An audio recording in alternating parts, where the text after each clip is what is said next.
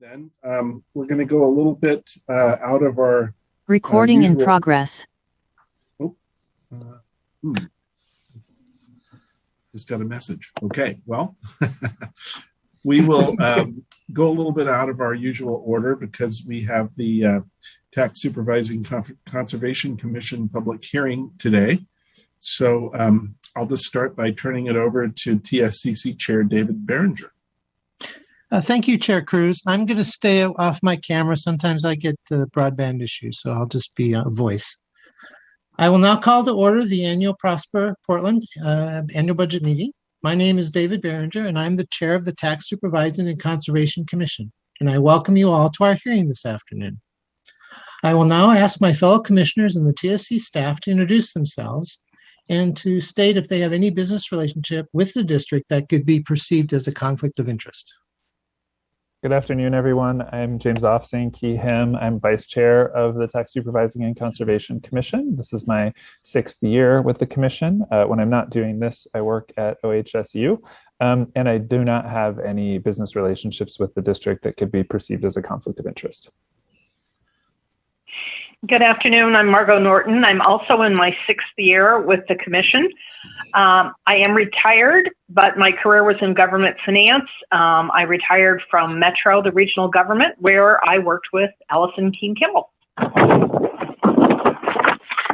Good afternoon. My name is Mark Wibold. This is my 5th year with the TSCC. I'm a senior policy analyst in the President's Office at Portland State University, and I have no business relations with this district, no conflict of interest. Good afternoon, everyone. My name is Harmony Kitos. This is my 2nd year with TSCC. My day job is in K-12 science education. I don't have any conflict of interest with the district. I do, however, have 2 small children that will be arriving home at some point during this hearing, so I apologize in advance for any wheels of delight in the background. And I am Craig Gibbons. I'm staff to the commission. I'm Toonie Betchart, staff. Great, thank you. Will the district representatives now please introduce themselves? Okay, I'm Gustavo Cruz. I'm chair of the board for Prosper Portland. Willie Myers, commissioner for Prosper Portland. And Peter Platt, also commissioner at Prosper Portland. I'm Kimberly Branham, executive director at Prosper Portland.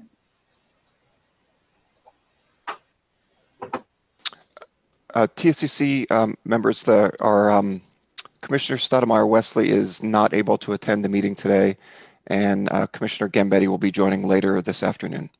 So the 3 board members we have here are who we expected. Okay, great, thank you. With that, I will ask Chair Cruz if he has any introductory remarks about the budget. We will take them at this time. Then we will ask our questions and have a discussion with you about your budget. Following our discussion, we will take any testimony from the public. I don't think anyone has signed up yet, but we'll be open for that if that happens. With that, Chair Cruz, would you like to please introduce your budget? Thank you. Sure, thanks very much. I don't have any formal remarks, but I would just say that we're pleased to participate in this hearing, and we always enjoy this conversation and find it illuminating. And so we just appreciate participating, and we also appreciate the time and effort that you folks put into this whole process. So thank you very much. Thank you for your kind words. That makes our day. Thank you very much. With that, then I have the first question. Please tell us how the pandemic has impacted your work. What new programs will you be carrying forward from that work from last year? And if there is ongoing work, how will you pay for this new work? And what lessons did you learn from this past year? Well, those are all terrific questions. And but I have, as we usually do, I have a written response, which I'll go ahead and deliver. Given our role as the city's economic development agency, the economic impact of the pandemic greatly shaped our work. We quickly responded to business and community needs by creating the Small Business Relief Fund, deploying new resources from the Economic Development Administration, launching the Small Business Repair Grant, and deferring lease and loan payments, distribution of PPE, and collateral. We pivoted all of our work to digital formats and engagement of hundreds of partners and impacted community members through the Economic Recovery Task Force and numerous listening sessions. At the same time, we continued to deliver on key agency objectives that existed prior to the pandemic. Moving forward, we will carry lessons learned from the pandemic response into future work. For example, we broadened our outreach to priority populations by expanding translation services, and next fiscal year's budget will include resources for staff to translate materials into multiple languages. We have also learned that we can conduct some work and community outreach by engaging with community members virtually. While there are still significant digital divide considerations, some of our community engagement will be more accessible, as it will not require stakeholders to travel to events, but rather to participate digitally. Furthermore, we have always appreciated working with partners who are closer to the constituents we are trying to serve.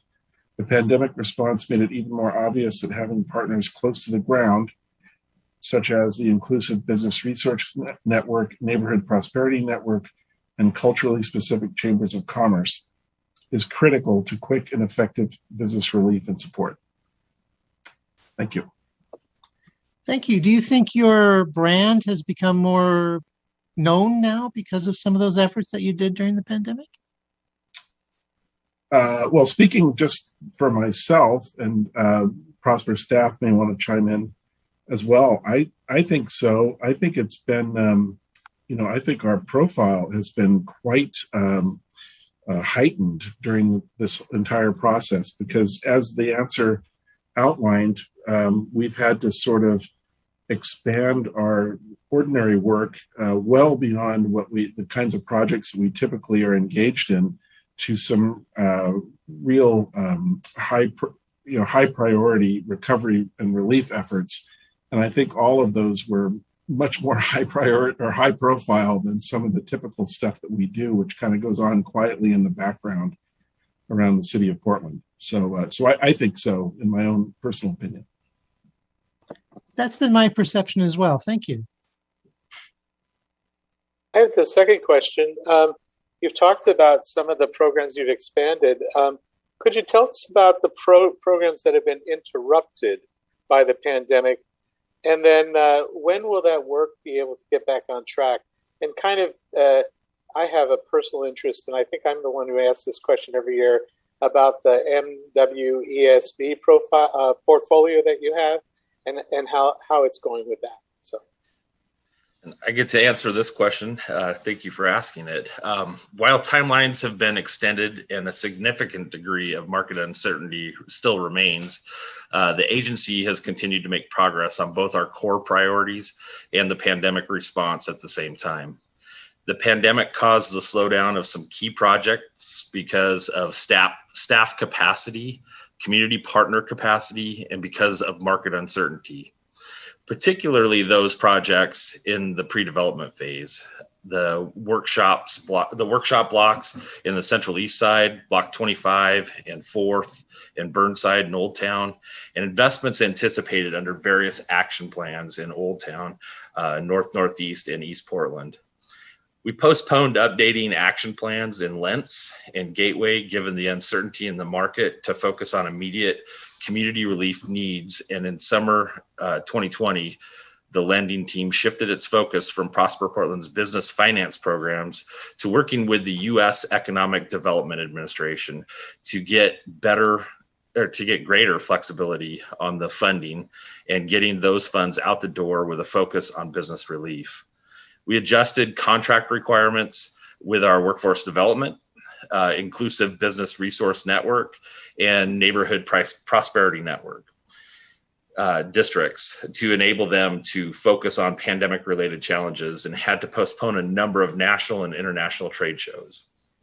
With respect to meeting the contracting goals, the current construction projects have met the business and workforce goal of 20%, with nearly 25% of total construction projects going to DMWESB certified firms. Additionally, 11% of construction costs went to minority-owned firms, totaling of about $21 million in business. The data shows that the workforce compliance on the current construction projects are well underway, with 8 of 9 projects utilizing 30% or higher of apprentice labor, 8 of 9 projects utilizing 25% or higher of minority contractors, and 3 of 9 utilizing female contractors. The data reminds us that there is still room for growth and diversifying the construction industry, particularly for women and women of color. Thank you. So in my effort to understand these MWESB numbers, so in comparison to last year, do you have a sense of a year-over-year change or not? I believe that we're constantly looking to increase that and making sure that we not only achieve the goals that we've set for the year, but set goals higher in the next year to make sure that we are, reflecting the communities in which we're serving. So. Okay. Thank you very much. Thanks. If I could follow up on that too. Thank you, Commissioner Myers and staff who helped prepare it. We had a hearing earlier today with the Port of Portland, and obviously totally different, style of business and different scale. But one of the things that they talked about while in this theme was a little bit about using some of their influence to help kind of create the pipeline that didn't, always necessarily exist. And similarly, Metro had a similar kind of theme about talking about ways that they were investing in actually trying to, not just at the kind of end of the pipeline, hire, whatever firms were available and be selective about that, but also work proactively to try to build the pipeline that they wanted to see into the future. And I'm not, trying to put anybody on the spot, but I wonder the extent that, Prosper Portland has thought about that, or if those are already efforts that are underway or something that, you've talked about doing at some point in the future. Commissioner, do you want me to take that one? Sure, or do you sure. want to Let me start, and then Kimberly, great. do that on. So with the nature of a lot of our transactions that we do, there's a lot of public-private partnerships that are a little more complex than working directly with a public agency. And so the way that some of those work, it doesn't always fit the same models that the public owners, that some of the direct public owners or sole public owners use. Take it away, Kimberly. Sorry, I just wanted to start with that because that is certainly something that we have taken a look at, especially with the Metro, around the Metro convened conversations on this. Yeah, thanks. And that difference in structure, right, is important to keep in mind. Appreciate it. So I think the only thing that I would add is that we have been working with the city as part of their 1% for construction equity fund to try to think about how we support the pipeline of workforce capacity and to really help make sure that we have a diverse construction industry, as well as supporting on the business diversity side. And this is really around technical assistance, so helping businesses be ready to bid, for example, and have the capacity to do that and support to do that. So it is a program that we've been piloting with the city. And just last month, our board approved a new business and workforce equity policy that would put 0.25% aside of, would put 0.25% towards that sort of pipeline development so that we can continue to make sure that not just on the demand side that we are requiring, but on the supply side that we are helping develop that long-term capacity. And Awesome. That's something, as Commissioner Myers mentioned, that we've been doing as a collective through the Metro convened C2P2 conversation. So, yeah. Thanks, really appreciate it. I just want to add one more thing too, that the importance of the workforce equity work that we're doing really will reflect long-term in the contractor equity program as well. And the reason why I say that is 95% of minority contractors come from a diverse workforce. They come from the workforce. So if we're working on both at the same time, we can really achieve a lot. So. Thanks, appreciate it. I have the next question. Sorry, James. It's a two-part question. First, we know Prosper Portland began receiving pandemic relief funding last year, and that, of course, will continue into next year. In the end, assuming the pandemic ends, hopefully sooner rather than later, how much funding will you have received in this area, and how has it benefited the community? And then, in addition to that, I know that as part of your DEI program, you had some targets. Did you achieve the outcomes you intended to those targets? Thank you for the questions. Those are great. And I'm going to take this one as well. Prosper Portland received $1 million in general fund resources from the City of Portland to help launch the Small Business Relief Fund and $15 million in CARES Act funding that helped more fully source the Small Business Relief Fund. Prosper Portland also received $1,480,000 in new CARES Act related Economic Development Administration loan funds to support small business, and another $1.3 million in CARES Act funding as part of the annual Community Development Block Grant funding from the City of Portland for small business funding. While some of these resources have already been invested, others provided a multi-year window for expenditure, so the funding will continue to go out in the upcoming fiscal year. Through the Small Business Relief Fund, we provided $11,080,000 in direct grants and about $2.8 million in block grants. 57% of recipients identified as women and 89% identified as non-white. As for the Economic Development Administration resources, Prosper Portland provided 7 loans totaling about $706,000. 5 of these loans are provided to people of color-owned businesses. So I guess I would just summarize by, I think we did pretty well overall. And I would just note that all of this was done under considerable time pressure, given the state of the world when we were doing it. So thank you. Do you have specific targets in terms of your funding? So I know those are total numbers of how it breaks down, but do you have target numbers that you applied as metrics when you were awarding those grants? I would defer to the staff on specific numbers. I don't know. I know that we had, our intent was to prioritize underserved communities, but I don't know specific numbers off the top of my head. Does anybody want to chime in? Yeah, that's right, Chair Cruz. We did not put targets in place. What we committed to publicly and on behalf of it, based on council direction, was to prioritize people who have been most adversely impacted. And so we know that the pandemic has disproportionately impacted Black, Indigenous, and all people of color, as well as key industries. And so that was the lens that we used when making decisions. Thank you. I have a follow-up question to that. In the course of our discussion with many of the districts who have received federal money, not unlike Prosper Portland receiving money through the City of Portland Gateway, you've been providing some additional supplemental type services to businesses, to small businesses, to struggling businesses who perhaps are becoming dependent on that additional support and will have expectations in the future. Will you be able to support them when the federal money ends?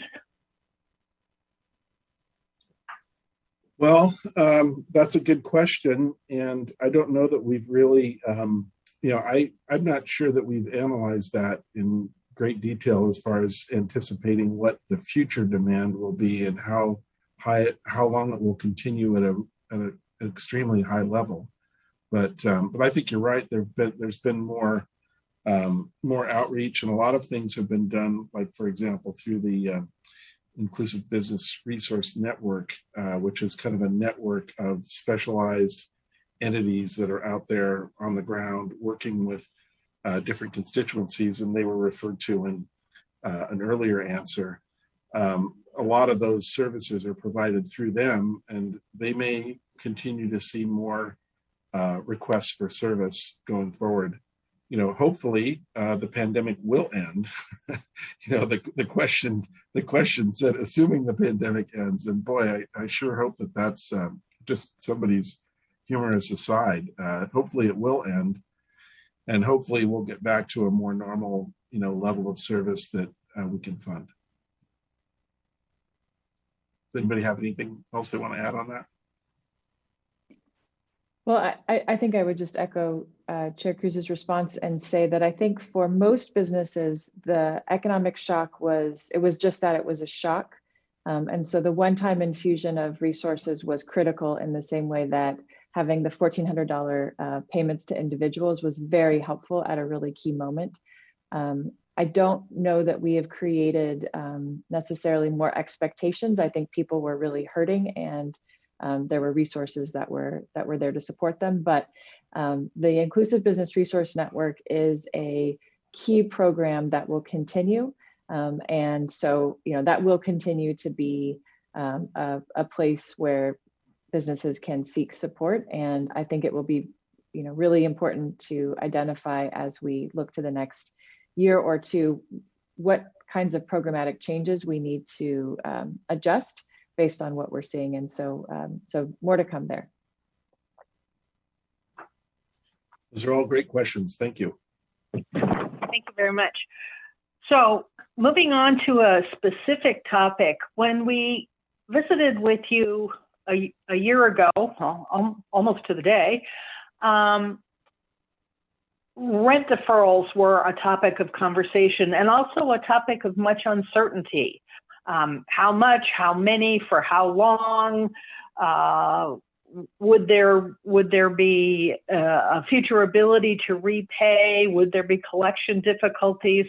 That was all quite uncertain a year ago. So could you give us an update on the status of your rent deferral program? And in terms of one-time infusions, this seems like an infusion that keeps on giving. Could you tell us what's going on with rent deferral right now? Yeah, sure. I appreciate the question. I'll take the answer. So, as opposed to a lot of other landlords during the pandemic, Prosper did not offer rent deferments to support tenant resiliency. Instead, we pivoted to offer rent abatements. That was done based on the type of business tenanting the properties and the level of public health requirement impacts to those businesses' ability to operate. And I speak with personal experience being a restaurant operator. So we were obviously, as an industry, very heavily impacted. The abatements Prosper offered go through June 30th, which is just around the corner of this year, and 12 tenants have taken advantage of the abatement, the various level of abatements offered. At this time, Prosper has not considered forgiving any unpaid rent in addition to the abatements already provided.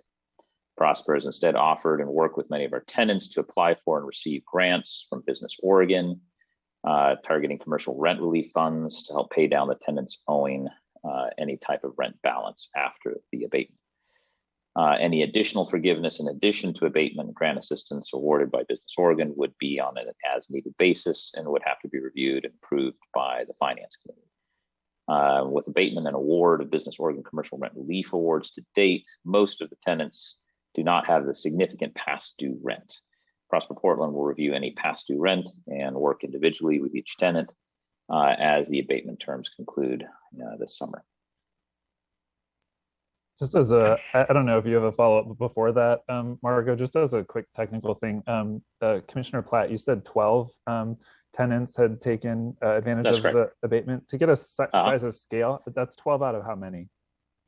That's a great question. Kimberly, do you have the full number? Or, roughly. Yeah, Lisa, I'm looking for my team. Sorry, if this is a harder question, it's no. Sorry, Kimberly. It's the majority of our tenants received abatement. Thank you. Because most of them were impacted and couldn't actually fully operate through the pandemic. Okay, appreciate it. Yep. So we didn't do it on like the Inn at the Convention Center. We didn't consider a tenant. This is more like businesses who literally are leasing their space. So if I understand what Commissioner Platt said correctly, that the abatements are due to end within a couple of weeks, and yet it appeared that your rental income for next year remains at a lower level. So that's what gave me the impression that this would be continuing. Am I misunderstanding something? Kimberly, maybe I'll start this one and Tony can weigh in. I think you may be looking, so we have other kinds of assets. Oh, sorry. Hold on. Give me a second. I'll go sit someplace. I'm moving between meetings. So, so I think probably you're looking at, we also have parking garages and we have the Inn at the Convention Center. So those would not be tenants receiving abatement, but it would show up as a rent decrease and a pretty significant rent increase compared to our commercial tenants. The biggest hit came on the hotel and the garages. Great. Thank you very much for clarifying that. Yeah. Just a quick add on. In our forecast, we're ramping up the forecast for parking, lease, and other property related revenues over the next 2 years. So it's a gradual process to come back to full capacity over the next several years. So you'll see a ramping up in the budget and forecast over time. Thanks. Thank you. Thanks for Great. adding on to Thank that. you. So I have the next question. We were not 100% clear from the approved budget which capital projects were going to be moving forward next year. So I guess we're not necessarily needing a holistic list of everything that you have going on, but in terms of the highlights that you could tell us about the capital endeavors next year, we'd love to hear kind of about the big ticket items that you'll be moving forward. Thank you for that question. And yeah, I get to jump on this one. Prosper Portland has several capital projects that will be undertaken next year, either through development partnerships or direct contracting. Tenant improvement will be under construction at the 106th and Halsey, now known as the Nick Fish. The Letts Commons, 10th and Yamhill ground floor to support local small businesses leasing and tenanting in those commercial spaces. In response to the pandemic's impact on our community and local small businesses, Prosper Portland is supporting efforts to activate vacant parcels and the public realm, vacant parcels and the public realm in partnership with community-based businesses and organizations. Capital projects will include improvements to the streets and park space at Ankeny West to support food carts locating to that site. Prosper will also be undertaking temporary utility improvements to properties in Old Town and potentially the Central East Side. Capital projects to prepare Prosper Portland's owned properties for redevelopment include demolition of the USPS main facility and horizontal site work at Broadway Corridor. Piling removal at Centennial Mills and demolition of the fire station building on Block A and N in Old Town. A and N in Old Town. Disposition of Prosper Portland's 100 Multnomah property is anticipated to occur next fiscal year, with construction to be led by the acquiring development partner after closing. As part of our asset management activities, we're scoping significant improvements to the Inn at the Convention Center in Inner Northeast, which could get underway in fiscal year 21 to 22. Depending on the timing of design completion and receiving permits. That's the timeline we're looking at. Roof improvements to one of our Nelson properties in Northeast, which is currently tenanted by Spartech, is anticipated in the next fiscal year's budget. Prosper Portland is also working closely with Portland Parks and Rec on the replacement of the Holman docks in the Central East Side. Upon completion of the dock replacement, the dock will permanently transfer to the parks. Finally, we also have infrastructure resources budgeted into the Oregon Convention Center area for the Earl Blumenauer pedestrian and bike bridge support, which support the Portland Bureau of Transportation construction's efforts. That sounds like a lot. Thank you. And so then it's hard. That was a lot of things. Thank you.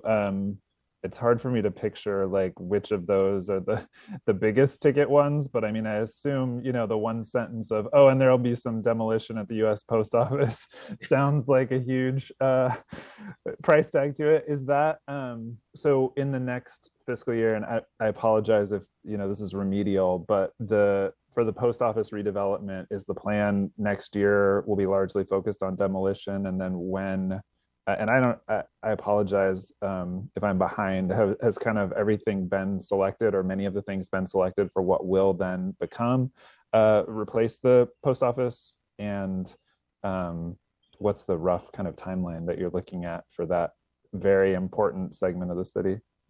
I'm going to have to ask staff on this one to get you more of the details. But... Yeah, sorry. And that was a bit rambling. I guess I'm just kind of like trying to get at the highest level. No, I'm happy. Yeah, I'm happy to give just a quick overview. So last September, we secured, or last August, we secured support for the master plan, meaning that we have a general sense of where the streets are going to go and how the park is going to be extended and the connection with the green loop. As well as kind of the glass box that we're allowed to build in. We are finalizing our development and disposition agreement with Continuum Partners, who's our selected development partner for the northern portion of the post office district. So you're absolutely right.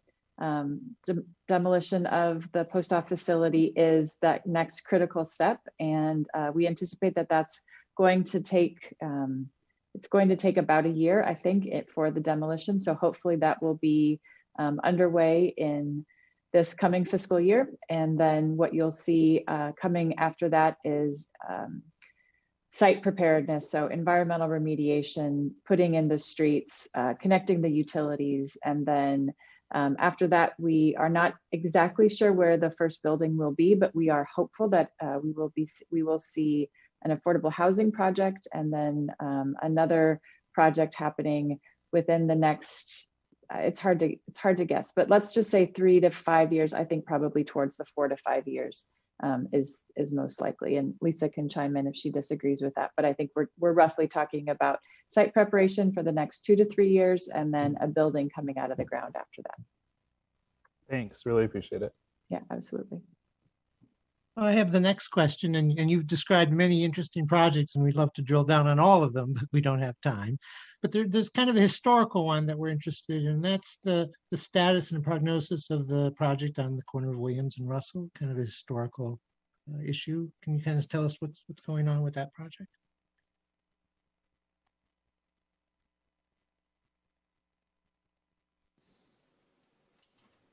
I think Peter has this one.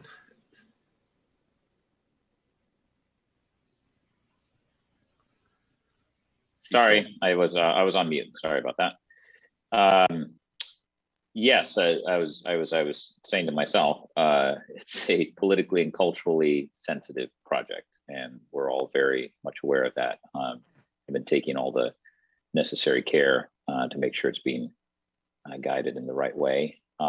It's a community-led project being guided by the project working group, which in February of this year issued a request for proposal, an RFP, seeking development teams to partner with the project working group and affiliated community organizations in the actual development of the property and in alignment with the community identified priorities and values. That RFP closed on April 8th of this year, and the project working group is in the process of evaluating proposals received and are aiming for a selection of a development team in July, so next month. In March of 2021, the project working group identified an ownership and stewardship structure for long-term land ownership and development of the site. The community is moving forward with formation of a new nonprofit that has been registered as Williams and Russell CDC. The new nonprofit will be a continuation of the project work group and will be accountable to the broader community. And the CDC has been formed such that the structure of its board of directors and the meetings for the nonprofit and its ongoing partner engagement reflect the ongoing work of the project working group. So with a selection of a preferred development team, Prosper Portland and the Portland Housing Bureau stand ready to support the project through financial investment, and Legacy Health is also prepared for the land transfer of the property to the new nonprofit.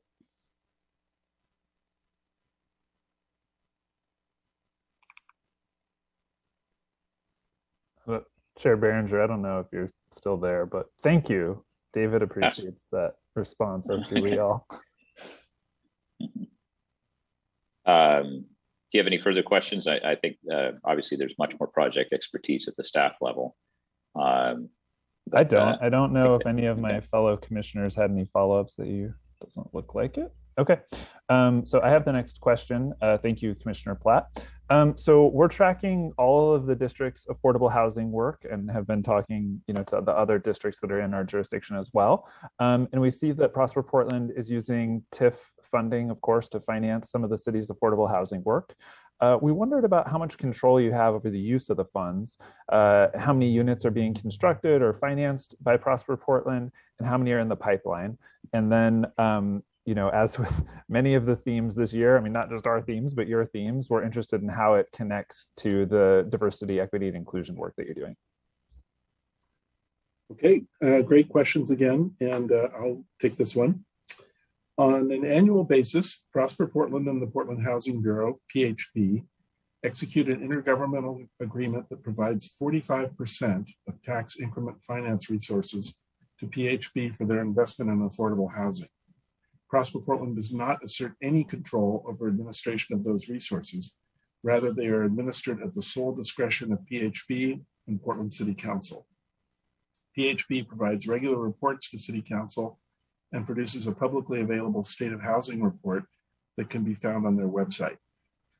On particular community-based projects in North, Northeast, Gateway, and the Broadway corridor, Prosper Portland and PHB have additional day-to-day funding coordination based on shared investment.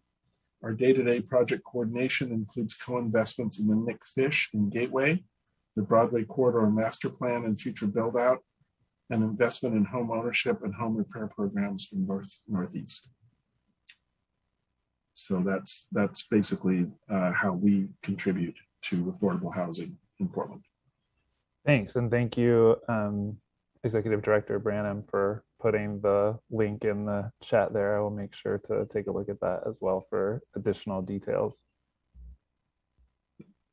Great, thank you.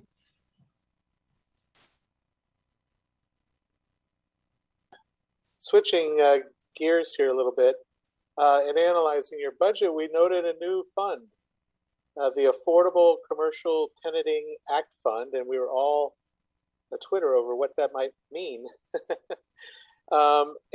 Since it's new, we haven't talked about this before. So could you lay out the program for us that this will fund? And if there have been results, can you tell us what those are? And also what results you might anticipate the next year for this fund?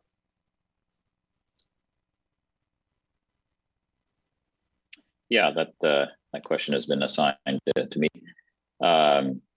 So Prosper Portland is the City Council designated administrator of the City of Portland's Affordable Commercial Mixed Use Zones bonus. This program isn't, say that 10 times fast. This program is enshrined in the city's zoning code and allows real estate development projects, commercially mixed use zones, to access a floor area ratio bonus provided that the development project offers affordable commercial space. So some criteria there. In lieu of providing affordable commercial space, the program allows for developers to pay a fee that is administered by Prosper Portland to provide affordable commercial space. So the new fund was established as a repository for 3 payments into the fund since the bonus program was established. Prosper Portland has 4 affordable commercial pilot projects within the Affordable Commercial Tenanting, Pence Act, ACT program at Alberta Commons, Lentz Commons, 10th and Yam Hill, and the Nick Fish at 106th and Halsey. Prosper Portland's investments of the ACT fund resourced through the mixed use bonus will be guided by our pilot project work over the next few years. Support to stabilize businesses via the pilots have included tenant allowance and improvements, warm shell build-outs, and other lease support such as decreased lease rates. Can you help me understand what a warm shell build-out means? Sure. I have limited experience, but I'll tell you what it meant for me in the restaurant business.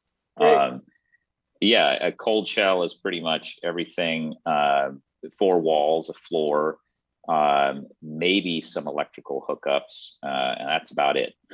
So a warm shell would involve gas hookups, a hood install, grease traps, basically everything but the kitchen equipment itself, so that you can kind of plug and play much more readily as a tenant. So that's my experience as a restaurant operator.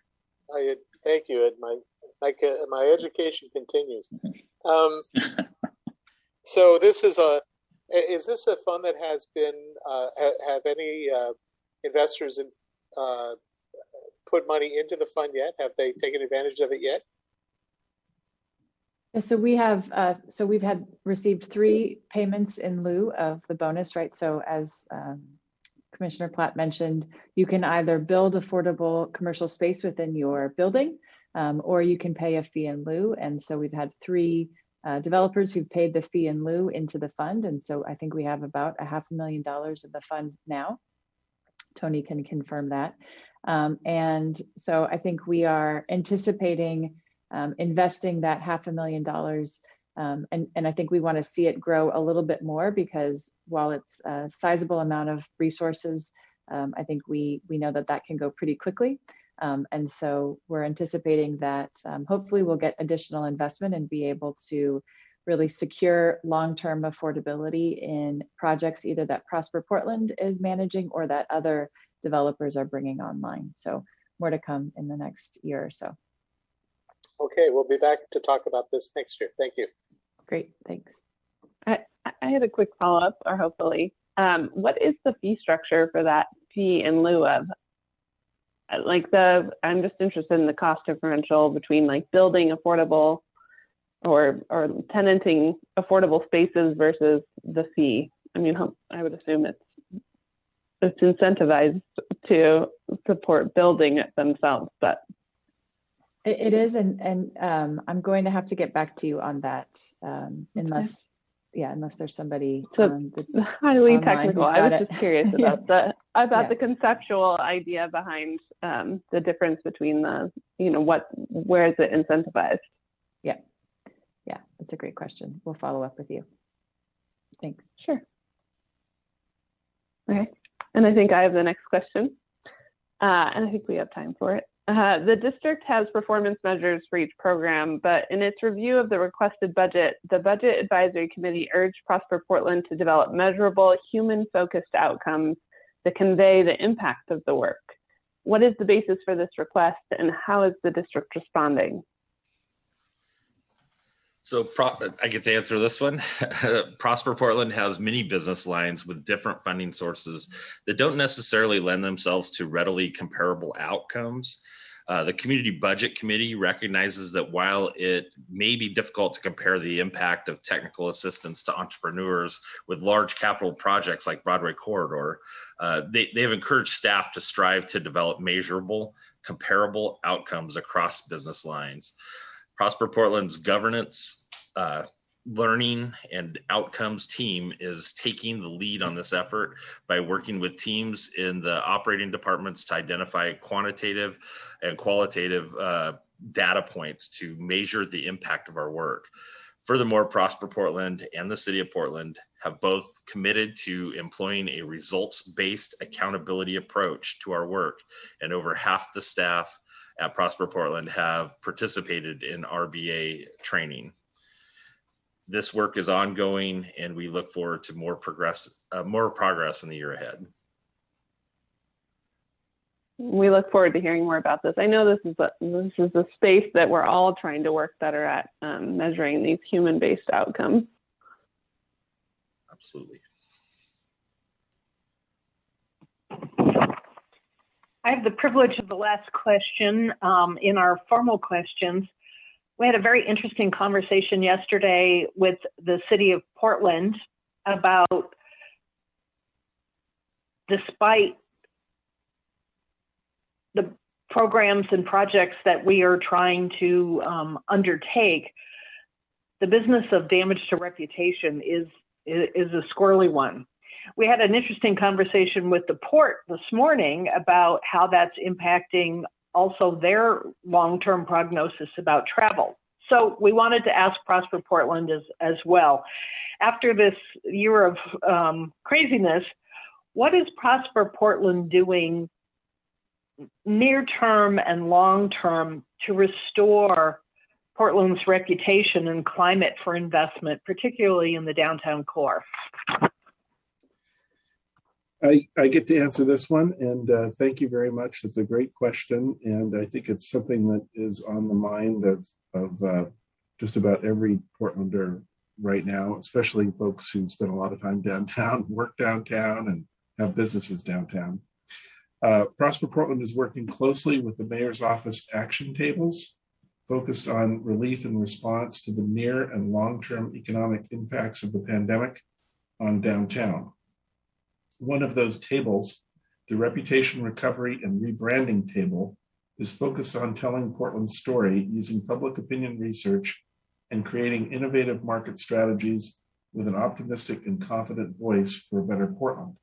The action table priorities include the following: ensure diverse engagement and involvement, engage public, private, and nonprofit leadership with a clear plan and timing expectations, activate residents and visitors through suggestions for simple actions to help the cause. In other words, shop, eat, see art, play local, and so on. And celebrate and amplify new and ongoing events and activations. Parallel to these action table discussions, Prosper Portland is undertaking a number of near and long-term investments to restore downtown.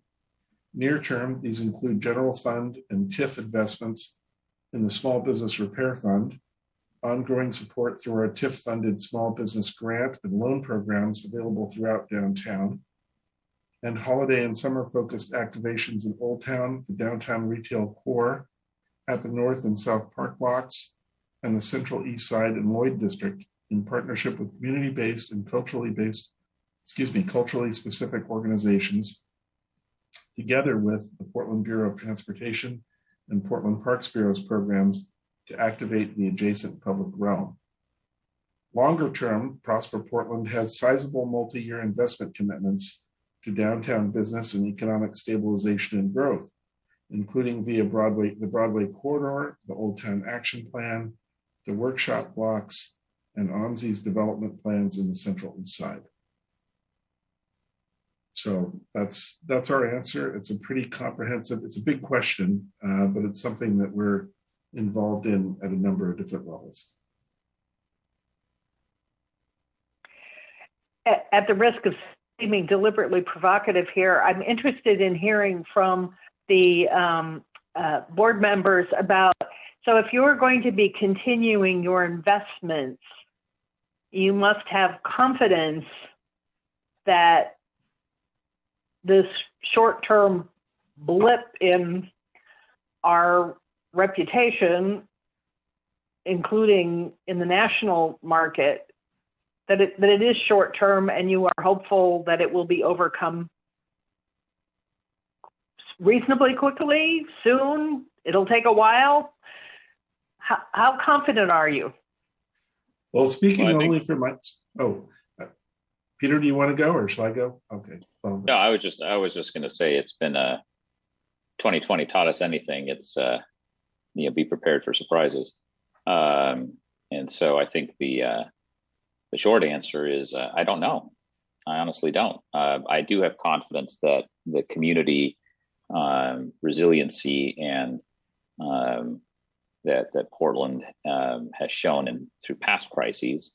And at the business level, as well as the activist level, as well as just the competency that I've been exposed to again throughout the agency here, is that we have the tools and we have the manpower and the people to be able to do it. do the job. I think there is always a lot of political coordination that needs to happen at the city council level, and that's no surprise to anyone.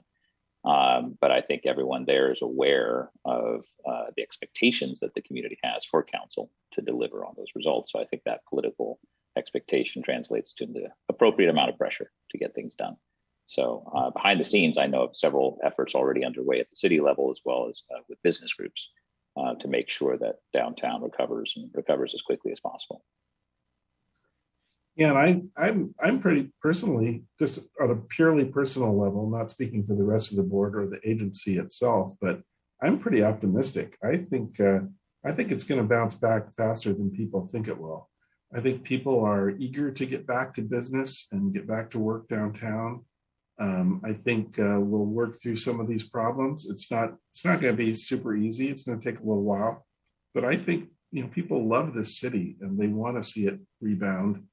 And I wouldn't be very pessimistic. In fact, I've told, I was just telling somebody the other day, if you're going to lease space, if you're a tenant, commercial tenant, now is probably a good time to exert the leverage that you have, because it might be kind of fleeting. And in a year, the leverage system might be flipped around and be a little more on the landlord side. Right now, if you have some capacity and are looking to extend your lease or lease a new space, I think now's the time to do it and take advantage as a tenant, because I think it's going to come back. And I think the kind of more typical economic dynamics are going to come back into play. So, but I'm always an optimist. Anyone else want to weigh in? I'm also optimistic. Portland is a resilient city, and we've come back from a lot of different adverse situations. And just seeing what's happening right now, especially in the construction industry, that it's still booming. It never stopped booming. Whether with whatever calamity we were dealing with at the time. We continued to move forward, and a lot of businesses have grown during the pandemic and really made their place in our region. And so I think that's going to be another factor that brings in more businesses. Nothing breeds success like success. So.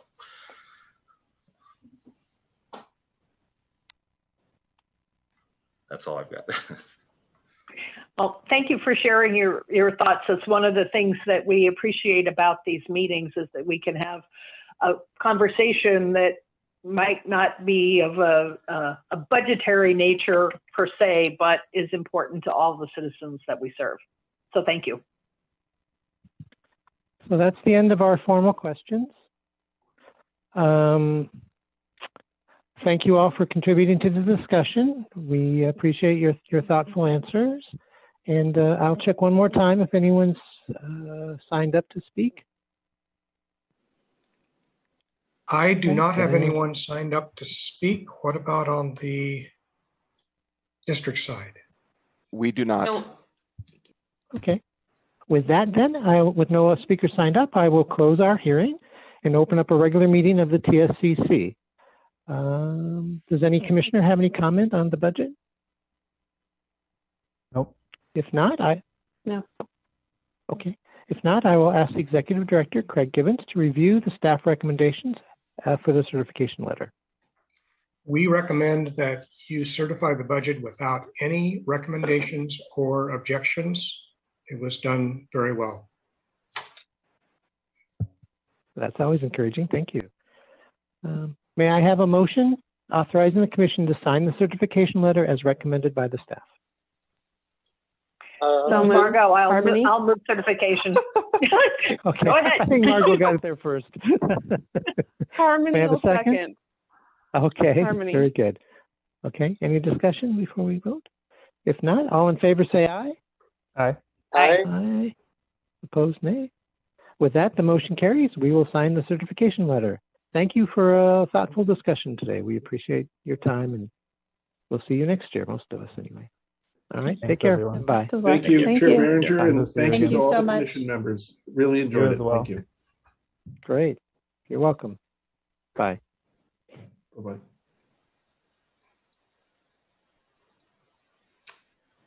Okay. That was a good discussion, I think.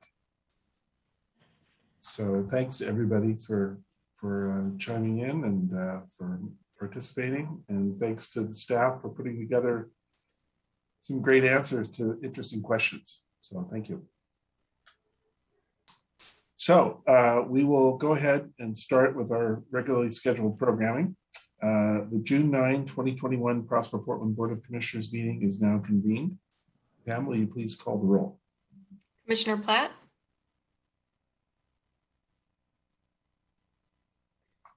He's here. There you go. I was getting. There we go. Okay. Commissioner Gambetti? Commissioner Stoudemire Wesley? Commissioner Myers? Here. Chair Cruz? Here. Thank you. Thank you.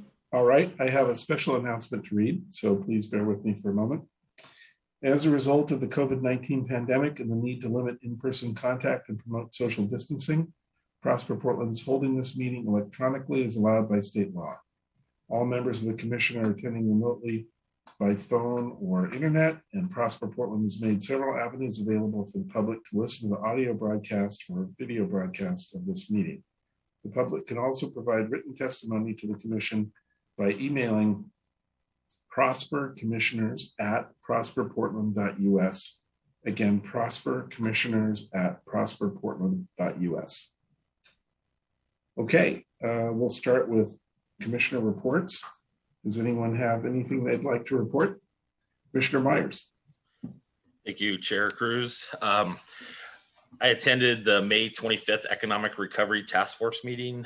Staff shared an update on the American Rescue Plan allocations to the city of Portland, and the work being co-led by Prosper Portland and the Office of Management and Finance. Attendees were given an opportunity to review the pre-proposals submitted in May, providing feedback on implementation practices and desired outcomes. We also heard from John Tapania at Eco Northwest about their analysis of the ARPA resources and where there may be gaps that could inform City Council's ultimate decision on how the ARP funds are allocated. Thank you. Anybody else? Just the usual Hacienda CDC board meeting on May 7th. Great, thank you. And I have nothing specific to report, just kind of my usual ongoing meetings and sidebars and things. So thank you.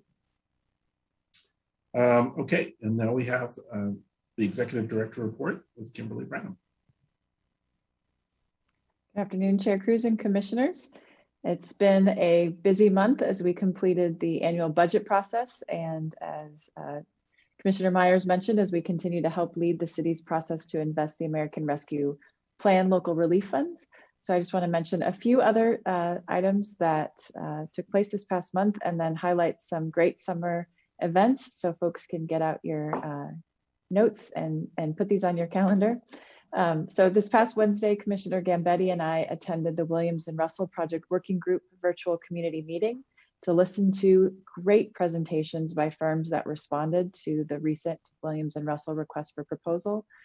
As you heard earlier, the Project Working Group anticipates selecting a development team in July. So I just want to acknowledge and thank the Williams and Russell Project Working Group, in particular the co-chairs, for their ongoing and extraordinary leadership. And on the Prosper Portland side, I want to thank Lisa Abwaf, Sharon Smith, Christine Velasquez, Ann Mangan, and Lisa Norwood for their help to advance this effort. June is Pride Month, and through Portland Means Progress on June 22nd, Prosper Portland will be hosting a panel discussion with filmmaker Devin Tao and individuals featured in Who's on Top? LGBTQ Summit Mount Hood, which is a story of members in the LGBTQ community who challenge stereotypes about gender and sexuality and demonstrate their diverse journeys in overcoming physical and figurative mountains. If you'd like to learn more about becoming a member of Portland Means Progress and joining us, please visit portlandmeansprogress.com. And of course, for the board members, you are a member of Portland Means Progress, so please feel free to join. The Prosper Portland team is using our social media channels throughout the month to highlight some of the many LGBTQ plus organizations, individuals, partners, and businesses that play such a critical role in our city and region. So please follow Prosper Portland and Mercatus PDX channels for more details. And I encourage everyone to support local LGBTQ plus owned businesses this month and every month. As vaccination rates continue to increase and we move towards somewhat more typical summer event season, there are a few Prosper Portland sponsored or led events and activations that I want to highlight. The first is the 6th annual Vanport Mosaic Festival, which opened May 26th and it runs through June 30th. Prosper Portland is a proud sponsor and supporter of this festival and helped to connect them to be located where they're going to have space in North Park Blocks. And with the theme, We the People, this year's festival offers virtual and in-person opportunities to remember, repair, reclaim, and reimagine our collective story. For a full list of events, locations, and times, you can go to vanportmosaic.org/festival2021.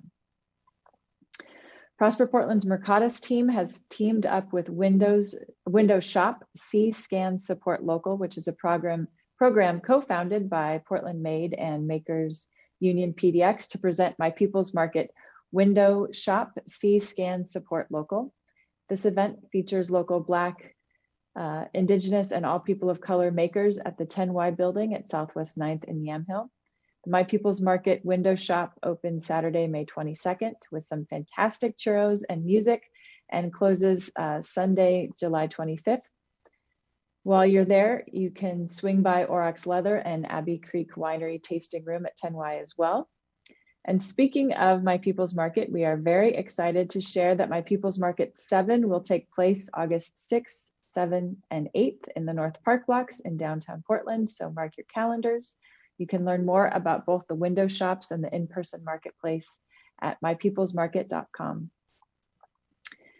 The Painted Portland project will create distinctive plazas along the Green Loop through street murals that serve as a platform for arts and cultures events in an outdoor plaza setting.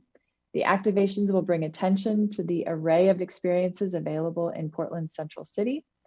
The first of 2 Prosper Portland managed plazas, the North Park Blocks Plaza, is being painted now, and the other, the Tillicum Plaza, which is at Southeast 2nd Place near OMSI, will be painted soon.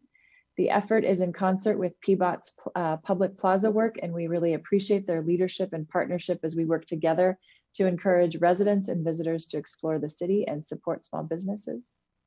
And speaking of the Tillicum Plaza, I'm pleased to share that the Portland Indigenous Marketplace will host 3 of their upcoming marketplace events at the Tillicum Plaza.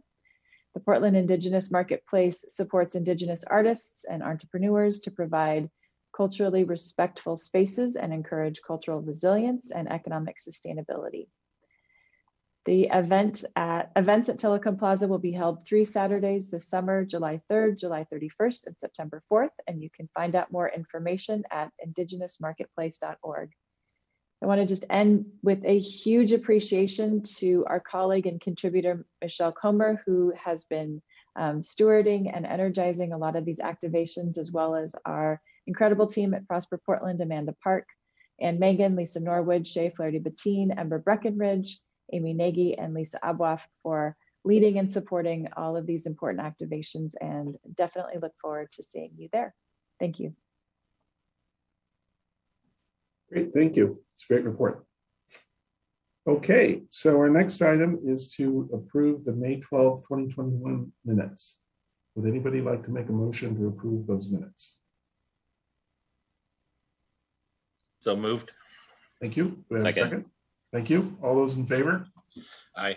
Aye. Great. Minutes are approved. Thank you. Okay. So next up is our regular agenda and an action item. This is adopting the annual budget of Prosper Portland for the fiscal year beginning July 1, 2021 and ending June 30, 2022, and making appropriations. And Tony Barnes, Finance Manager, will present. Chair Cruz, pardon me for interrupting. I just wanted to let you know that we have Item 6 is the public comment for items not on the agenda, and we did not excuse me. receive. Yes, sorry. I It's jumped okay. right down the We did agenda. not receive any public comments for items not on the agenda. Great. Thanks so much. Sorry about that. Jumped over it. Okay. So now item 7. Tony, welcome. Oh, you're on mute. Thank you, and good afternoon, Chair Cruz and Commissioners. Executive Director Branham, Tony Barnes, Finance Manager, Prosper Portland. I'm here to present Resolution 7417, adoption of the fiscal year 21-22 annual budget. Next slide, please. So the board action requested here formally adopts the FY 2021-22 budget with the following amendments. The budget was approved by City Council in May and just certified by the Tax Supervising and Conservation Commission. There are several amendments included in the requested action that modify the appropriations that were approved by Council and certified by the TSCC. Those changes include a decrease to beginning fund balance and contingency of $4.8 million. The purpose of this is to match a later spending request by the Portland Housing Bureau to increase the budget for the current fiscal year, which in effect reduces the amount of cash in next year's budget. And this will be an action that comes forth as part of the fourth revised budget that will be before you later in the month to make sure that there's adequate appropriations in the current fiscal year. The action also adds $34,506 to adjust a community development block grant allocation for the Economic Opportunity Initiative from the Housing Bureau and its related expenditure appropriations to support the program as part of a late process adjustment to true up the amount anticipated from CDBG resources. And finally, a $20,000 grant from Travel Portland to support My People's Market and the related expenditure appropriations. Next slide, please. In April, the mayor released the proposed budget for the city of Portland that put forward his spending priorities for the next fiscal year for general fund, as well as an initial allocation of the American Rescue Plan funds. As part of the budget approval process, council as a whole deliberated and made further adjustments to the budget, resulting in the approved budget for the city general fund, as well as cannabis funds and American Rescue Plan funds. This table illustrates the net changes that occurred between Prosper Portland's requested budget and what ended up being approved by council in May. A slightly more detailed version of this is included on page 2 of the board report. But the key changes here include council adding back the initial 5% cut packages that were initially prepared for general fund, with exception of the traded sector funding. An increase, this is an ongoing increase of $200,000 in general fund support for the Inclusive Business Resource Network. Portland Film Office funding, an increase of what was requested in order to support expanded program service and on an ongoing basis. A number of community active additions supporting Ankeny West food cart pod infrastructure development that will be shortly underway, and $300,000 in additional repair grants. The American Rescue Plan funds were allocated to support a significant increase to support Venture Portland, as well as culturally specific chambers of commerce, and provide additional support to the downtown commercial business revitalization. And all the cannabis fund requests that were requested as part of the process earlier in the process were funded, with the exception of about $500,000 of the initial request for small business stability and legal support related to providing extra support to cannabis businesses through the pandemic. Overall, cannabis funds requested from the bureaus and Prosper Portland exceeded the amount available for funding, but the amount allocated here in total to $1.7 million is, I'm sorry, $1.2 million is significant. So in total, the initial request was approximately $8 million in funding from the city. With the approved budget before you today for adoption, that amount is approximately $9.7 million. Next slide, please. So Exhibit A to the resolution includes a detailed fund-by-fund illustration of resources and expenditure appropriations by funding source. The items shown here summarizes those details and also mentioned earlier in the presentation, including the reduction in beginning fund balance, the higher CDBG contract resources, and grant resources from Travel Portland. In total, the budget will be $408 million. Most of that's coming from existing cash, existing beginning fund balance of $264 million, with $144.2 million in new resources. And most of those new resources are TIF, $93.8 million in new TIF resources. Next slide, please. On the expenditure side, again, summarizing Exhibit A, there's a net increase of appropriations of $33,000 in economic development and a total budget change of $4.7 million, mainly related to the decrease in contingency due to housing spending some of the funds earlier at the end of this fiscal year instead of being carried over into future fiscal years. In total, total expenditures will be $203 million for next fiscal year.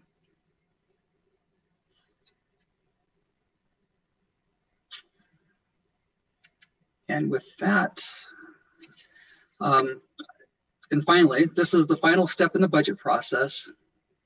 I'd like to thank everybody at Prosper Portland supporting the process over the last 8 months, 8 to 9 months. Everybody in the organization supports the process in some way through helping provide project and program budgets, alignment of the budget to equity priorities, loan and property data forecasts, performance metrics, coordination and support of the Citizen Budget Committee. I'd like to give a special thanks to the budget team, Francis Thurman, Courtney Cohn, for many, many months of coordination and analysis. Also special thanks and outstanding work to the economic development investment teams and the equity governance and communications teams for their outstanding work and support. And Justin Douglas for coordinating the Citizen Budget Committee process in coordination with all the committee members over these 9 months. And thank you, Chair Cruz and Commissioners, Executive Director Branham, for your continued support and leadership through the process. Greatly appreciate it. Great. Thank you so much, Tony. And thanks for all your great work. And thanks to everybody else. I think the commissioners all know that, you know, by the time it gets to this point, it's just kind of the tip of the iceberg, and a lot of work has been done and there's a lot behind it. So we greatly appreciate all of that and are just grateful for the efforts. Does anybody have any questions or comments? No, I'd just like to second, especially during this last fiscal year, tremendous amount of turbulence and tremendous amount of adaptation to that turbulence. So the fact that the financial processes have remained on point and everything's been done, the usual diligence is really remarkable and definitely worth calling out. Thanking the team for. Agree wholeheartedly. Thank you.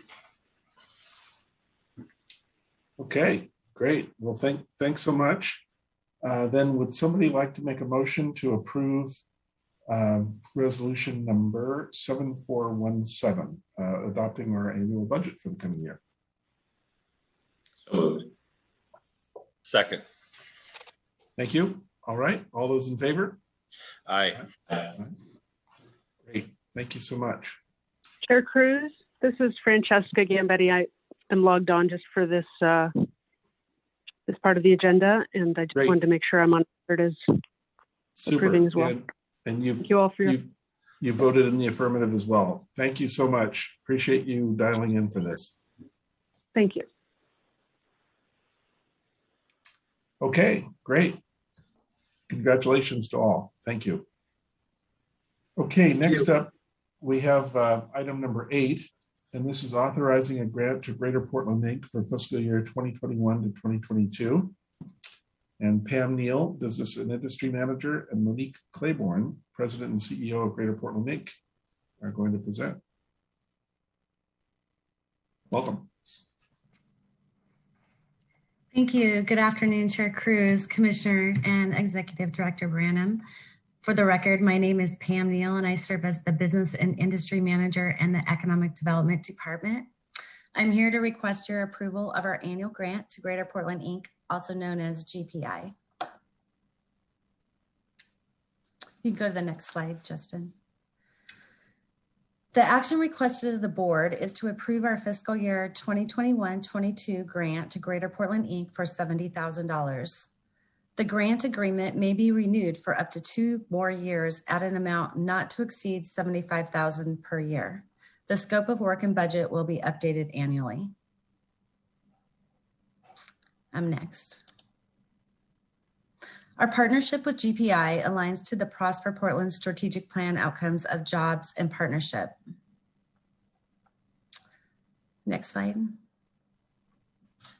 So GPI is the Regional Economic Development Organization for the Portland metro area. It's a public-private partnership focused on business attraction and retention with the goal of marketing our competitiveness and building coordination with our regional partners. Next. So Prosper Portland has invested in GPI at varying levels since 2010. GPI's funding is a 50-50 mix of public and private funding sources. Activities between GPI team and the business and industry team go hand in hand to build a healthy ecosystem for traded sector businesses to create and retain middle wage jobs. GPI primarily supports economic development efforts at a regional level, and they coordinate regional recruitment proposals, marketing and branding for their region to national and international audiences, and build economic development partnerships across the entire Portland region. At Prosper, our team, we work closely on recruitment projects that are really focused on the city of Portland. We also build strong relationships and deep programming to support our growth of our targeted industry clusters. Next. So we know there are 62,000 fewer jobs in Multnomah County now than there were before the pandemic. Recruiting and retaining quality jobs is a top priority for Prosper Portland, and GPI helps us to reach these goals as an agency. GPI is a proven partner in recruiting new middle wage jobs. During the last 2 years, GPI has recruited 770 jobs to Portland. GPI's grant agreement for the next fiscal year includes further job recruitment, sales missions, and recruiting at foreign direct investment events on behalf of the entire metro area. Next. And then regional marketing. Telling the story of Portland's traded sector companies is critical in retaining businesses and recruiting new businesses and talent into the city. GPI has a strong communications presence with millions of earned media impressions for the region and thousands of marketing recruitment contacts. Included in deliverables for the upcoming year are updates to the Greater Portland, Inc. website, which will include new marketing materials for Portland's key traded sector clusters. Next. And convening and strategy. In addition to recruitment and regional marketing, GPI plays a central role in regional convening and strategy work. GPI recently developed the 5-year comprehensive economic development strategy and leads the Greater Portland Economic Development District. These activities are critical to our ability as a region to pursue federal funds. Additionally, GPI participates in the Economic Recovery Task Force, co-chairs the Mayor's Business Action Table, and is implementing the Greater Portland Economic Recovery Plan, all important economic recovery activities for the region and for the city. Next. GPI also centers racial equity in both policy and action. In particular, I'd like to call out their focus on job creation for underemployed workers and those most impacted by the pandemic. GPI's focus on racial equity drives activities that advance building an equitable economy at a regional level. Next. I look forward to taking any questions, but first I will hand it back to Chair Cruz. Thank you. Great, thanks very much. Now, do we have another speaker then? Is Brittany Badgett going to speak instead of Monique? I am. Hello, hello, Chair Cruz and Commissioners. Good afternoon. Pam, thank you for those remarks. I'm used to telling the story on behalf of our investors and not hearing it the other way around. So it was really quite nice to hear your story. So thanks for doing that. For the record, I'm Brittany Badgett, the VP of Strategy for Greater Portland, Inc., and our President and CEO, Monique Claiborne, is incredibly sorry she's missing this meeting. Our organization is currently hosting a global virtual industry tour focused on food processing in our region, and we thought that in this virtual world she could be in 2 places at once, and alas, the timing didn't quite work out. So I'm here in her stead, so I appreciate the opportunity to share a little bit more about our role in the region and answer any questions you may have about our work. So I'm thrilled to be here to represent the organization and regional economic development work. It's a passion of all of ours on the team at GPI. My role in particular focuses on our regional strategy work, which currently represents developing our region's next 5-year comprehensive economic development strategy, as Pam referenced, and this body of work is governed by our sister organization and a separate board of directors, which is chaired by Kimberly Branham. So the strategy has been released for public review and will be finalized later this summer. Through this work, as well as through Monique's leadership at GPI, we look forward to expanding the regional economy. And just like with Prosper, equity is central to that growth every step of the way. The pandemic has exposed and worsened existing inequities in the region, including uneven access to capital, and GPI plans to address this directly. As you know, our economy is regional, and GPI conducts its work accordingly. And that includes our business development work, marketing and branding, coordinating regional economic development strategies with our partner organizations, and more. With pandemic job losses and retaining and recruiting quality jobs in Portland is incredibly important to the individuals most impacted. And at the same time, the city of Portland has experienced impacts to its reputation through the pandemic. So we see this as an opportunity for us as a region to build a new Portland, to build our recruitment pipeline and our reputation, and recruit and retain quality jobs. And so, as we mentioned, the Greater Portland, Economic Recovery Plan was developed as an action-oriented regional economic recovery plan just last year to address challenges from the pandemic. And the 3 goals in that plan align quite closely with Prosper's economic relief and recovery framework. They are to 1, help small businesses recover and grow, 2, to advance economic mobility for individuals, and 3, to support our region's families and children. This work is also aligned with and has directly informed our 5-year comprehensive economic development strategy. So we're very excited to continue this partnership with Prosper Portland, especially as we continue to collectively build a regional economy that is resilient and equitable.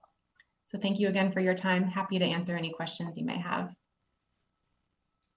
Great, thank you to Pam and Brittany. Thank you for joining us today. Thanks to both of you for your comments. I think our investment in GPI yields a great return for the city and for Prosper as well. So very happy about that. Does anybody have any comments or questions or anything from the board? Peter? Yeah, sure. Just some more data would be helpful in just understanding which of the sectors that I know Prosper supports through its Trade Sector Program, and also that GPI has identified which of those sectors have been growing the fastest and which ones have been hardest hit by the pandemic.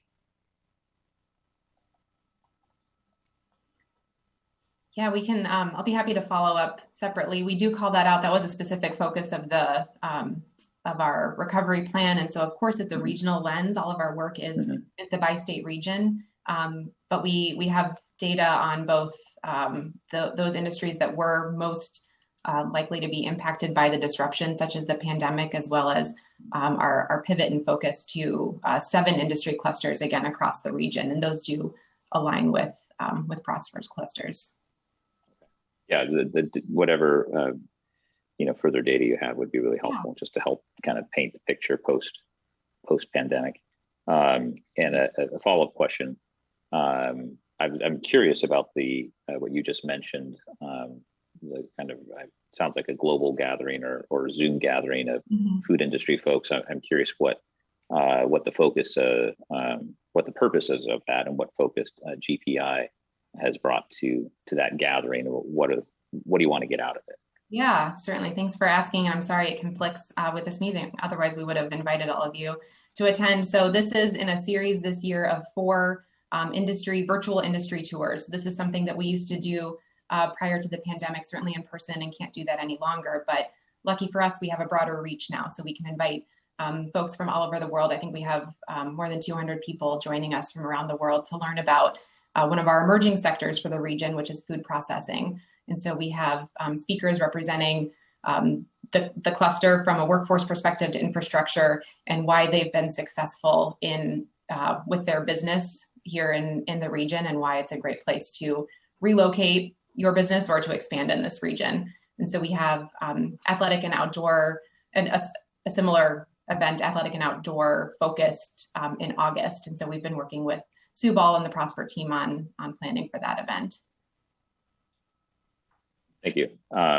Again, it might just be helpful, since I haven't been as up to speed with GPI's activities lately, just to get some more information about the attendees for the food processing cluster meeting, and then similarly for those that might be coming up, just so we're in the loop as commissioners as to who's participating, and whether or not there are other businesses or entities, perhaps even more on the smaller or growing business side, that might want to participate to help provide a little bit more inclusivity where it's needed.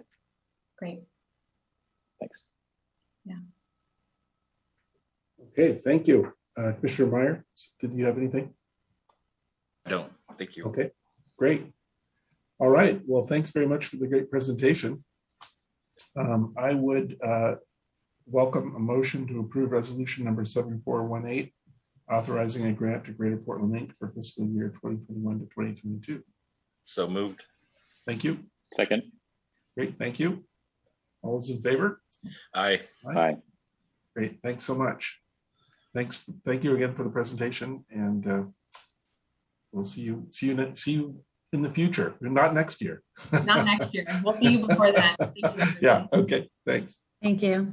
All right.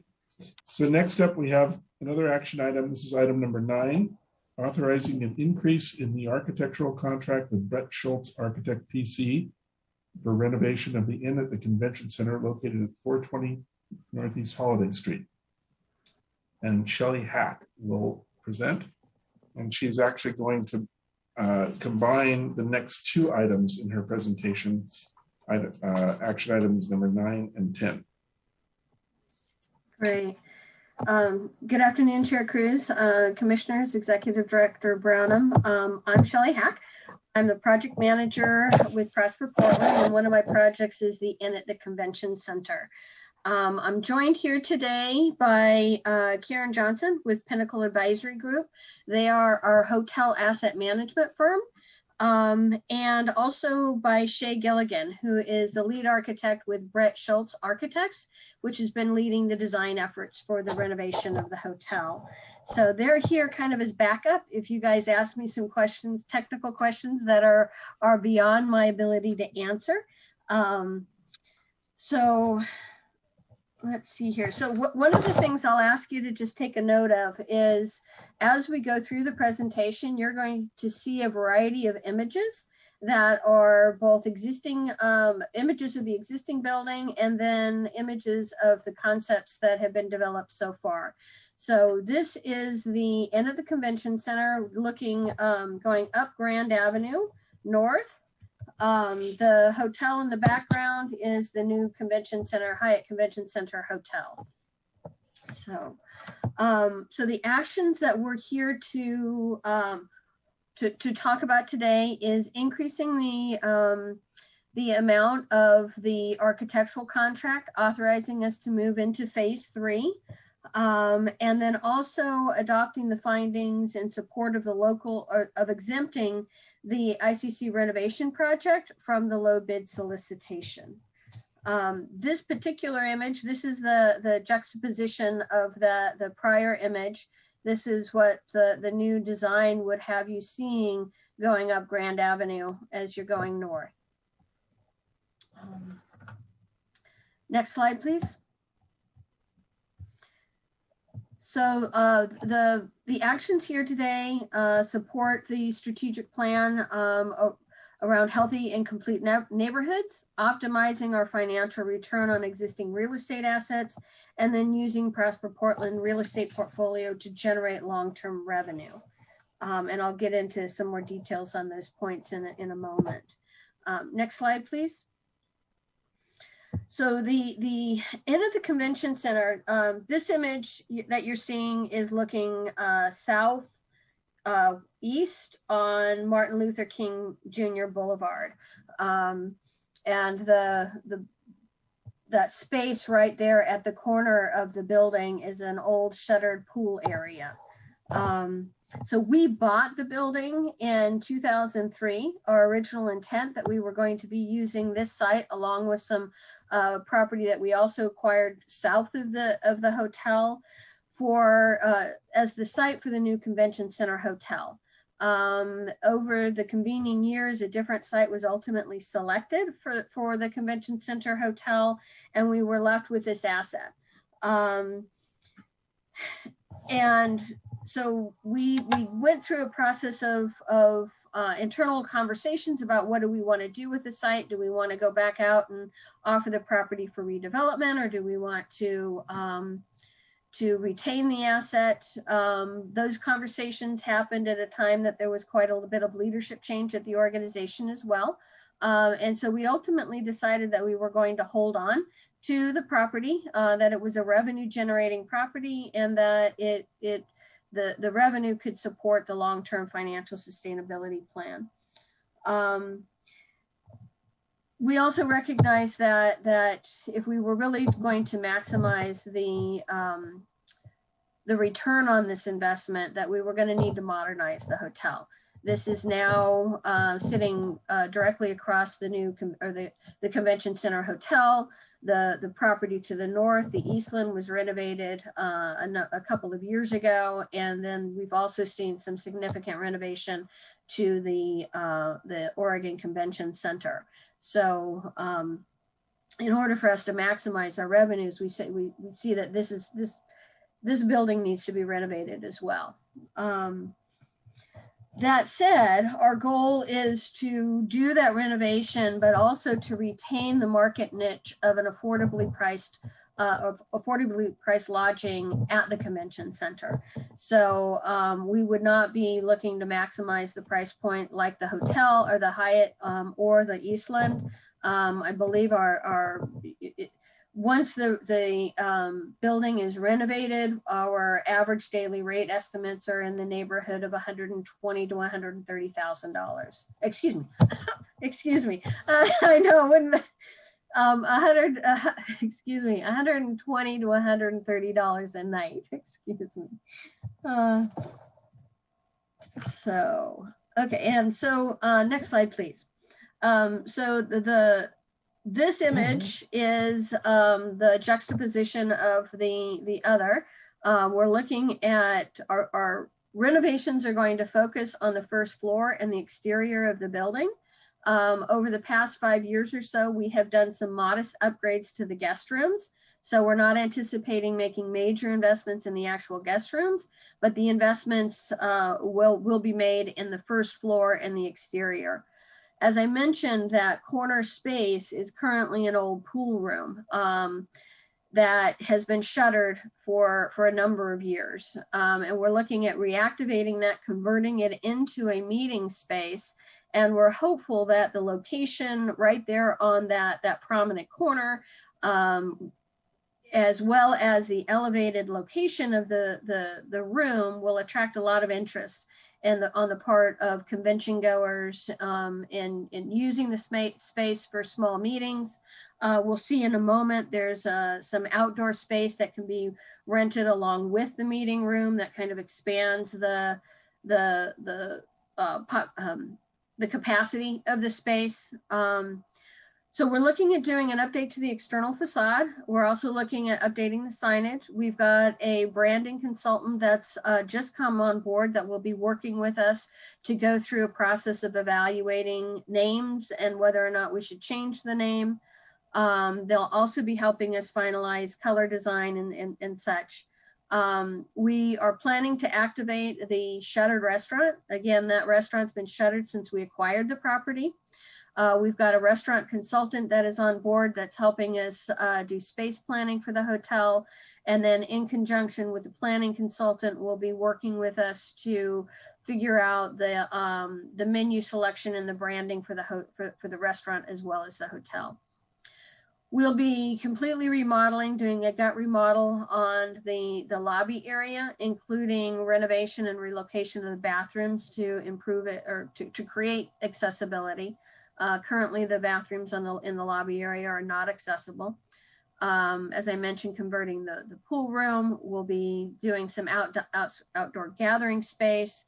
And then one of the only component of the renovation other than the exterior that's above the first floor is that we'll be converting the existing meeting room on the second floor, returning a guest room, and then doing some subdivision of the remaining space to add some guest amenities, expanded guest laundry, a workout room, as well as back office space for the hotel general manager and accountant.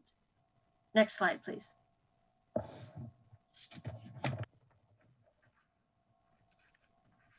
Justin, can we go to the next slide? Okay. So we are currently at the 50% concept design is complete. If you approve the actions today, then we will be moving to issue the RFP for the selection of a construction manager, general contractor. And then we would be returning to the board early next year, seeking approval of a guaranteed maximum price proposal from that contractor. So I think that's it for that slide, Justin. Our equity impacts, I just have to highlight here the work that the Brett Schultz and Shay and the architectural team have done in getting certified firm participation on the phase 1 and 2 of the architectural and engineering contract. They've gone above and beyond. Additionally, once we get to the CMGC contract, part of the scoring requirements for the proposal will be an evaluation of the proposer's strategy to maximize participation of certified firms. So while our policy is the 20 and 22% utilization, we will be evaluating proposals to see how far beyond those numbers we might be able to achieve. This is also just focusing in on the construction phase. This is not reflecting any of the equity impacts that we will have and hope to have once we get into operations. The hotel, we will be activating the restaurant, as I mentioned. Our hope is that we will also have a lot more activity in the exterior space, as well as the meeting room, which is going to require expanded staffing on behalf of the hotel. Exactly how much we're still evaluating. And we are also, part of the lobby area will include a marketplace that we'll be working with our colleagues in the Economic Development Department to see how we can connect with our local makers and create space for them to display and to sell their wares in that space. There's also been some conversation, and it's only at that stage, about how can we actually use the programming of the restaurant to support small makers as well. So stay tuned on those fronts. Next slide, please. So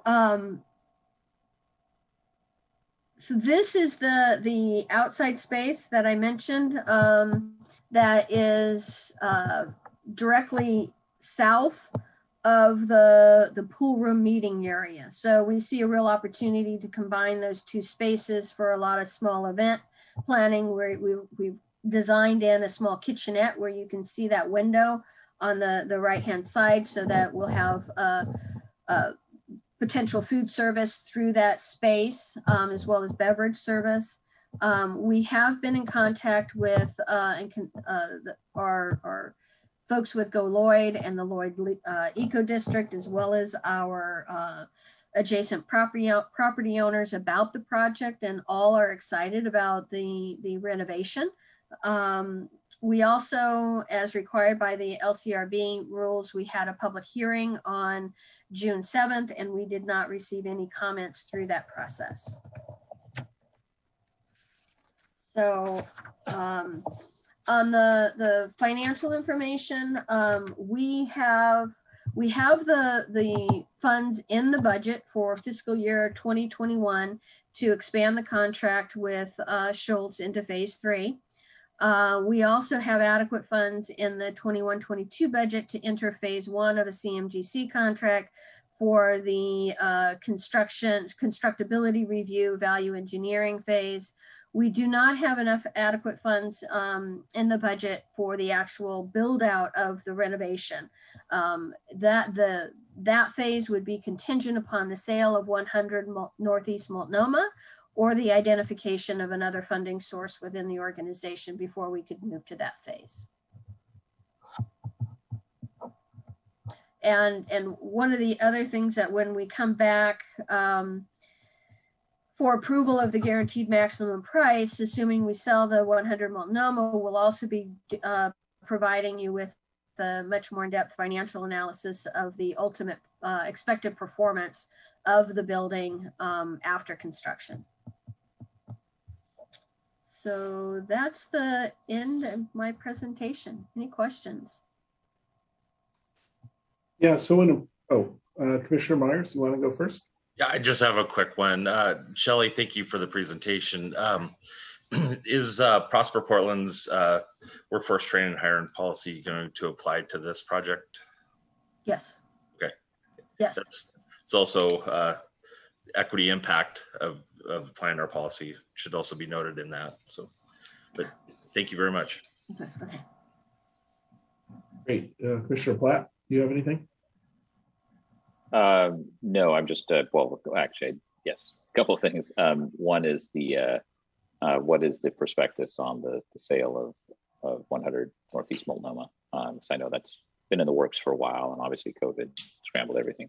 And then second, a question for Shay, as lead architect, what were sort of the design inspirations for the renderings that we saw, and how did your firm approach this particular project? So I've toured the building extensively several times with Shelley, and gave my 2 bits on the restaurant space, and it's got good bones, but it's not without its challenges. So yeah, so I don't know who wants to go first, but those are my 2 questions.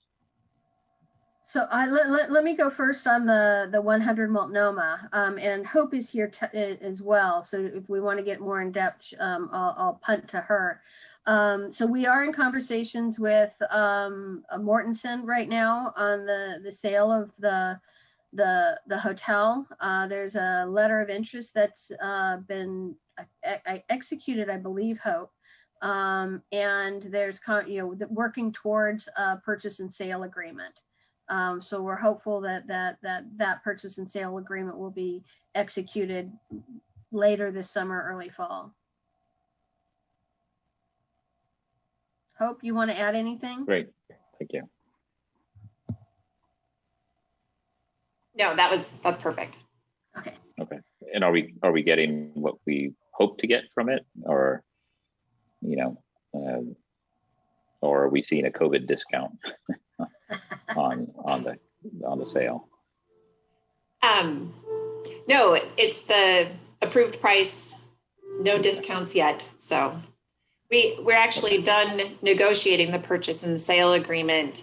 Mortensen is looking for some additional parking that's not in the building. So they're holding off on signing until they secure that. Gotcha. Okay. Thank you. Hi, I'm Shay.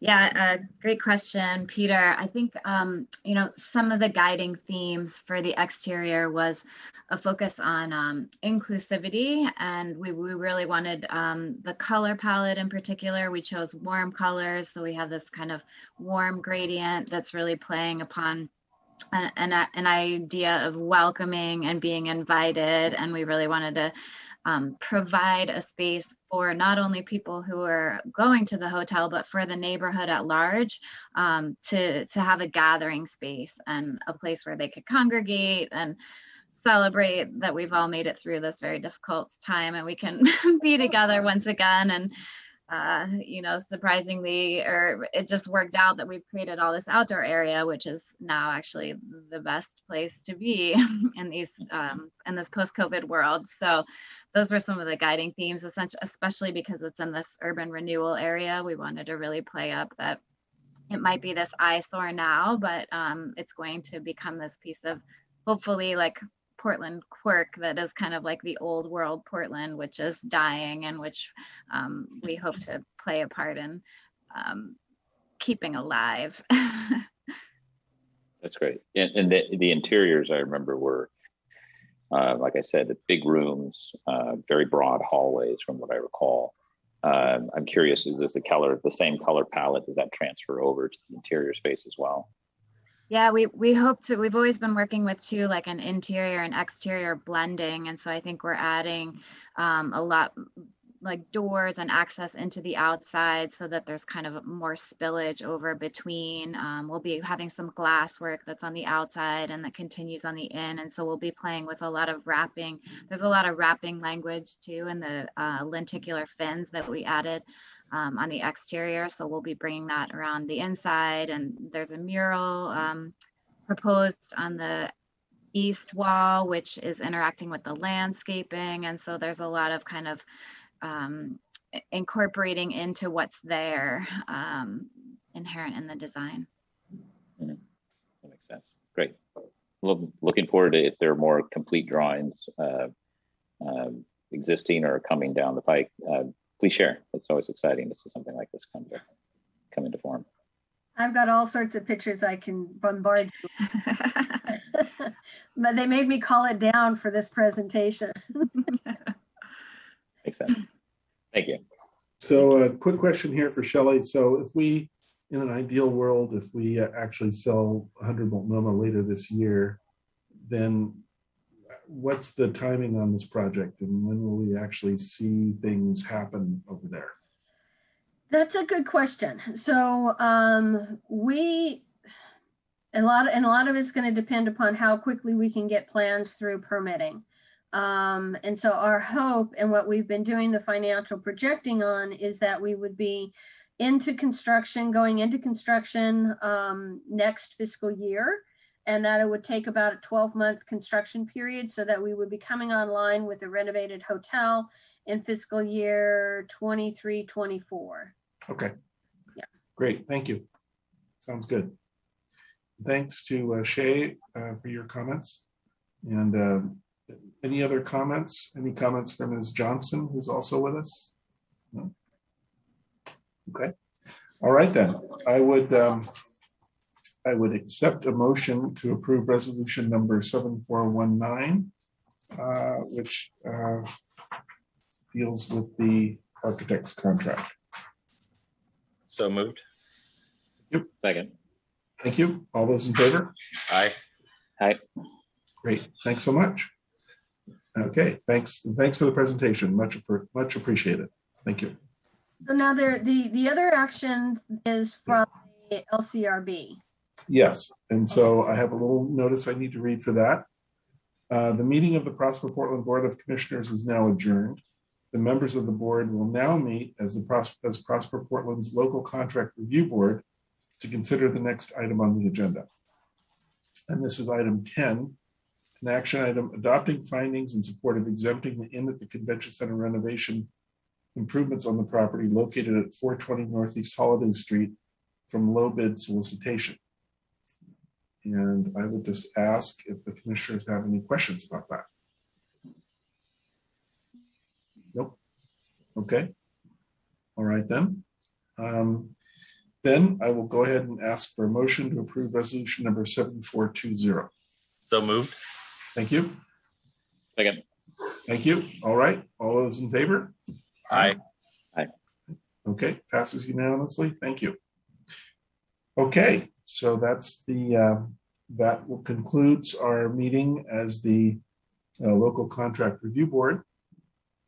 And if there are no other comments or questions or anything for the good of the order, that also concludes the Prosper Portland Board of Commissioners meeting. Our meeting is now adjourned. So thank you. Thanks to everybody for the great conversation and presentations today. Thanks. Yes, thank you. Thanks so much. Take care. Sir.